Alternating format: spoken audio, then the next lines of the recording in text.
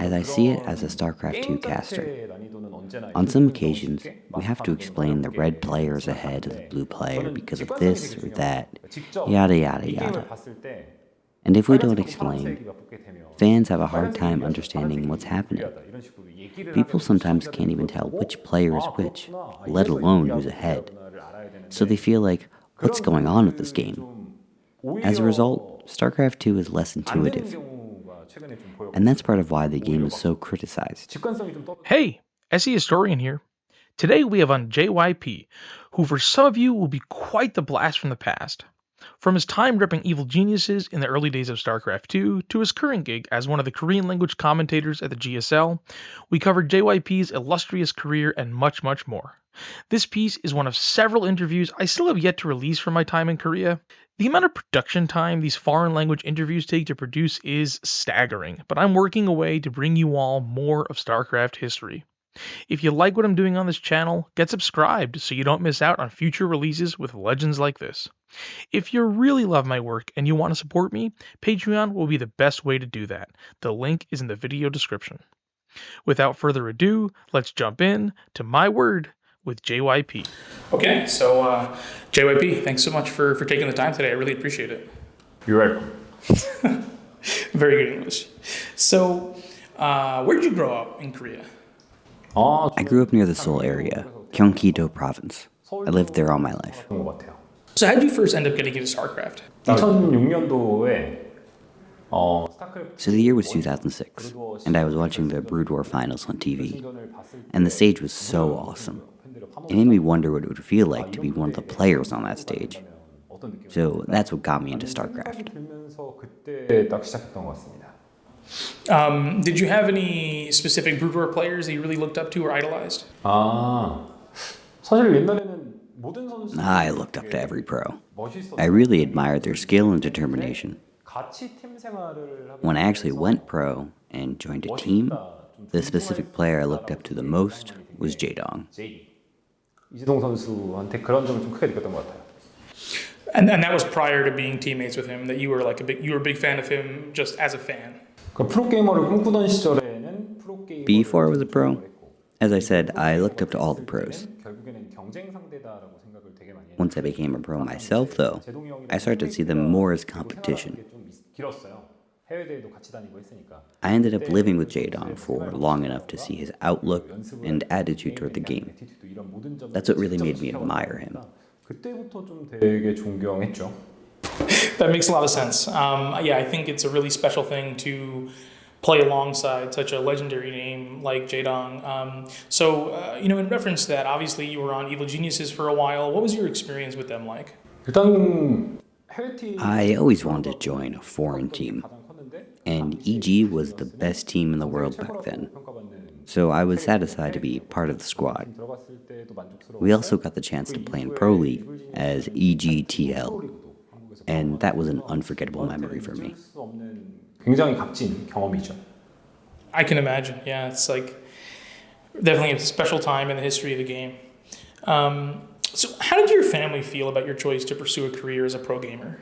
프로게이머라는 인식이 최근에는 굉장히 멋진 것 같아요. These days, the public perception of being a pro gamer is really positive, but back then it was not very socially accepted. 좋지는 않았거든요. 처음에는 반대 Initially, my parents rejected my request to pursue gaming, 막상 되게 진지하게 그 어린 but I explained that this was all I wanted to do with my life, and eventually they relented. 되게 흔쾌히 They were very supportive of me, though, from the start of my career as a pro all the way to now as a commentator. 주고 계십니다. That's fantastic to hear. Yeah, I think it's maybe a little scary as a parent to have your child go into a field that you feel is rather untested. And what you said makes sense, right? It's a very tested field now, and there are thousands of people globally that are professional, gamers. But 13 years ago, not so much. 네. So, how did you end up getting involved with commentary? Like, why'd you go down that path? 그 선수를 하던 시절에도 이런 인터뷰 같은 기회들이 되게 많잖아요. 그때 During my days as a pro player, I did a lot of interviews. 몇번 있었고, And even at the time, people told me I was well suited for a broadcasting job. 갔다 와야 되니까. 네, 군대를 가려고 고민하고 After my retirement, I was thinking about my career path, debating whether I should enlist for my military service. 만드신 분이죠. But then, one of the producers for the GSL, who actually was a Boudoir pro, reached out and offered me the commentary job. I took some time to think about it, but he encouraged me and told me that I could be successful as a commentator and achieve glory just as I did as a pro player. So ultimately, that's how I got into commentating. And I really enjoy it. I really started to see the value in commentating, and I'm happy with it. 라고 말씀을 드렸고 그 이후에는 되게 자연스럽게 시작을 하게 됐던 것 같습니다. Having lived your life both as a pro gamer and now as a professional commentator, do you prefer one? Do you think you enjoyed one part of your career more than the other? 사실 프로게이머와 해설자의 영역이 I think they really are just separate matters, really difficult to compare. When you're a pro gamer, it's all about the competition, and it's great to pursue that glory. But as a commentator, you can put a spotlight on a particular pro's game and shed light on specific strategies and certain moments to connect with the audience. Connecting with the audience is one of the most important things. I can't really tell you that being a caster is better than being a pro, or being a pro is better than being a caster. But I enjoy both of them. 양쪽 다 너무 좋다? 이게 맞는 것 같습니다. That totally makes sense. Yeah, it seems like two very difficult things to compare. So there seems to be a style of commentary, with Korean broadcasts and I guess with Korean audiences that is very high energy and generating a lot of hype around every moment. Why do you think that works so well for Korean broadcasts, but not as well necessarily for English broadcasts, right? I think primarily English broadcasts tend to only become very high energy for a finals or a very special match, but the Korean broadcasts are high energy a lot. Why do you think that is?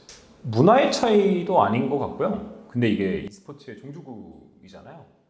Personally, I don't think it's a cultural difference. In the early days, we all watched the legendary caster, Caster Jeon. He brought such amazing hype and energy to the audience. I think that tradition he started over 20 years ago led to some of this. I also work with Caster Park. He is one of the most energetic people I know. It just doesn't feel that great if I'm not that hyped up, but he is. So that affects it as well. 라는 생각이 들어서 계속해서 그렇게 하고 있는 것 같습니다. I love Caster Park. Caster Park is, he brings a different level of energy to the broadcast. I think he's one of the best announcers and MCs I've ever seen in any discipline. So it's really cool that you work to match that kind of energy. Do you still play any StarCraft, like in the free time? Obviously, you played for a long time as a pro gamer. Or now that the competitive drive is gone, do you find that you don't necessarily want to play the game as much? 이게 되게 고민을 많이 했는데 저는 게임을 되게 좋아하는 사람이라고 생각을 했었거든요. Obviously, I don't play as much as I did when I was a pro gamer. When I was still competing as a pro, I just hated losing so much. When I stopped feeling the rage when losing, when I started feeling indifferent to a loss, that was the moment I retired. Now I can't be disconnected from StarCraft because I commentate this game professionally. I need to play the game to give quality analysis and explain the details of what players are doing and what the purpose of their plays are. In order to do that, I need to be within the loop of the game. So I do still play from time to time, just not as competitively anymore. Of course, it's not your career anymore to play the game, right? Your career is to commentate the game, so that makes sense. Okay, so kind of starting to wrap things up, are you familiar with Stormgate? Do you have any thoughts or expectations about the future of real-time strategy with games like Stormgate? 저는 일단 RTS를 엄청 사랑하는 한 명의 유저로서 스톰게이트를 기대하고 있는 게 As a fan of the RTS genre, I of course am anticipating this game a lot. 하는 것들을 좀 좋아하잖아요. But I think RTS, on the whole, is far from a trend these days. These are still 1v1 focused titles, and these days people are more focused on team games, coordinating as a team, and things like that.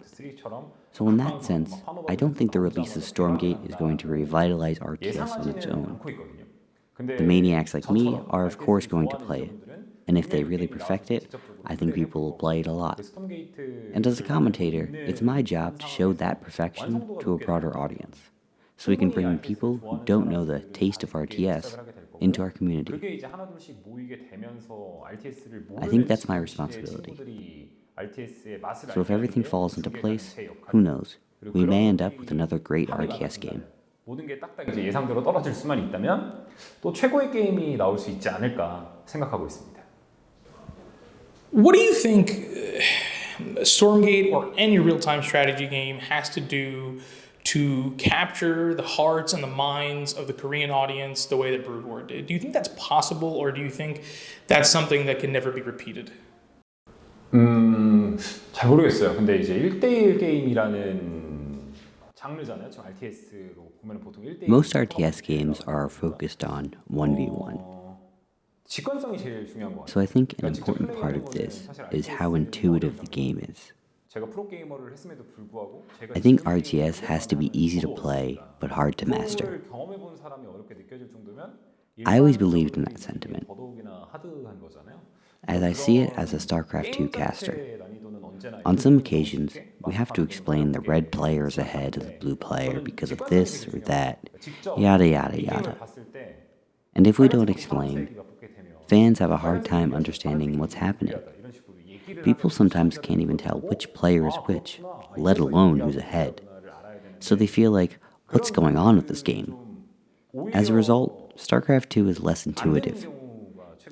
And that's part of why the game is so criticized. I think it's vital that a new game is more intuitive for audiences, so that they can discern the flow of the game. I also think other details like the sounds and the visuality of attack animations create a more immersive feel in the game.